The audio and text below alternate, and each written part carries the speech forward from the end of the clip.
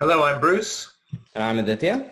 and we are the Risky Scientists, and this is this week's Risky Wrinkle. So Risky Wrinkle is where we try to iron out something odd or confusing or perhaps presented in many ways in the news of this week. So Aditya, what are we discussing for this week's Risky Wrinkle? Right, Bruce. Well, this week I want to talk about making decisions with delayed feedback and basically lag effects as it pertains to policy around COVID. You were, I think, mentioning earlier that from a political science perspective, you get these lag effects all the time.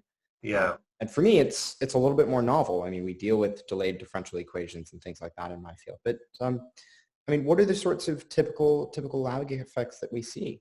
Yeah, so let's set out the most macro parameter here. In policy terms, anytime you have a policy at a national level or an international level, so at the more macro levels, you're going to have horrendous lag effects, Yeah. meaning that the effects of the policy are going to take months to years to decades Mhm. to manifest. Yeah. So that's a problem for you as a consumer of policy because Mhm. you're going to see some great policy announced, and you're going to have to consume it on promise. You're going to have to sit there and say, well, this is a new way of managing our healthcare, uh, and whether if I get to vote this year, then I'm sort of voting on promise. I don't really know whether the policy is the right one, whether it's working or not, Mhm. for some years. So politicians can get away with uh, they can get away with a lot of promises beyond the term of the electoral cycle in a democracy. So they might actually exploit it by saying, just be patient. This is the right policy. We have confidence in the policy. It may take a few years.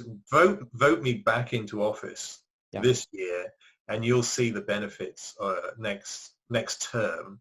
So that's often the case in economics. So economic policy So cycles. it looks like we're seeing exactly that right now. We're seeing potential lag effects that might come out of the economic policy or the economic Yeah. implications of this.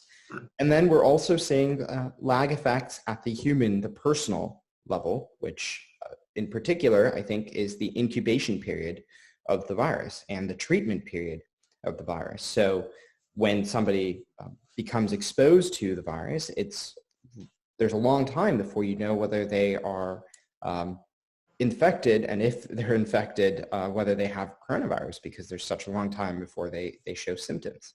That's concerning, perhaps, because when in local policy, when we start to think about reopening, there might be consequences that we are unaware of. Yeah. So I mean, well, there's two lag effects there. So the incubation period, we should state we're only talking in days to up to 2 weeks, 14 days, right? So that's the current understanding. That's the incubation period, meaning somebody could walk around with infected for that up to 14 days without you knowing any symptoms.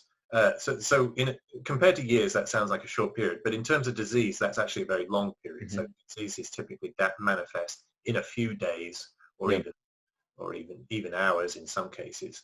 So that complicates our management of the disease itself. And then the lockdown, because then we add social interaction effects, Yeah. where we can be compiling the incubation period. So one person can have a long incubation period, they socialize, and then there is another long incubation period for the next person. So now that's complicating our understanding of how a lockdown works or how social distancing works. So now we're dealing with lag effects that go beyond weeks, and Yeah. certainly the economic consequences we can expect to go for months, and some predictions are for years. Well said. I think my takeaway from that is that the effects we're seeing out there today in terms of lockdowns opening or re-locking down in response to rising spikes, things like that, almost everything we're seeing is an effect of something that happened on the ground maybe between let's say 10 days and 2 weeks ago. So I think we need to be careful when drawing judgments, because you're seeing a lot of arguments now of, oh, look, this thing happened and there was a spike in cases. Well, yes, but it's likely that the true spike in cases from whatever event happened, or the true reduction in cases from lockdowns and social distancing, is only what you see 2 weeks later. And we have to be aware of that. And an analogy I want to use that might help clear this up for our listeners is when driving. So I won't get into the mathematics of it, but there's actually a way that you can mathematically prove that when you're driving, if all you ever do is respond to the car in front of you. So if the car in front of me brakes, I brake. If the car in front of me accelerates, I accelerate. Eventually, I'm guaranteed to crash into the car in front of me.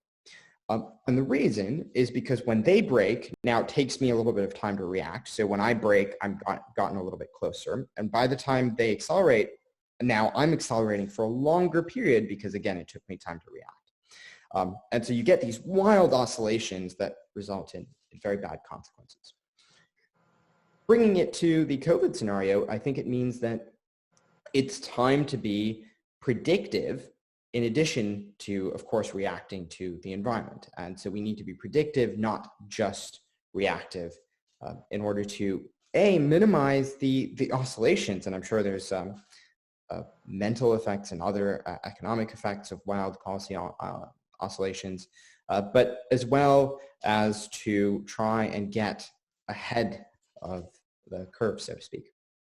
Yeah, so that can put the policymaker in a difficult position, because now when you start talking about being predictive, now you have to be theoretical. Mm-hmm. And a lot of politicians have adopted the mantra that we are science-led, and we're just going to, and particularly data-led. So they're going to wait for the data to tell them, well, now you can't just be, that's going to be reactive. So now you're waiting for, and you can see this literally in some of the political briefings.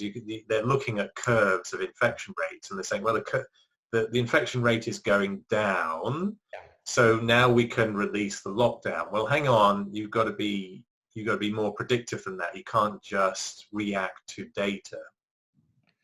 Yeah, and I mean, I think it's difficult for us to say as people who are generally very empirical. I mean, I believe in doing things that are data-driven, I think, for the most part. But at the same time, if you jump out of a plane, you're not going to say, well, let me see what happens. You're going to use what we know about the theory of gravity, imperfect as it may be. And we'll talk about that in our main episode maybe at some point, that if you don't open your parachute, you will hit the ground. So I think it's a time to use data to inform our theories and to make better theories, but of course to also be theoretical to prevent worse consequences. Yeah, we're going to have to be theoretical under uncertainty. Our theory is going to be probabilistic, and we're going to be uncertain about them. Now, that's not to say that we can't improve our theory. So there's been a lot of bad modeling, a lot of bad theorizing. So we need to be more scientific. This is not a time to be less data-driven. We're not saying that. But we cannot just be driven by the data in the moment. We need to think about theoretically what's happening under lag effects. Fantastic. Well said. So I think our takeaway is be theoretical, but also be empirical. And keep in mind what happened 2 weeks ago when you're thinking about what you're seeing in the world today. That's right. Well said, sir. Goodbye. Goodbye.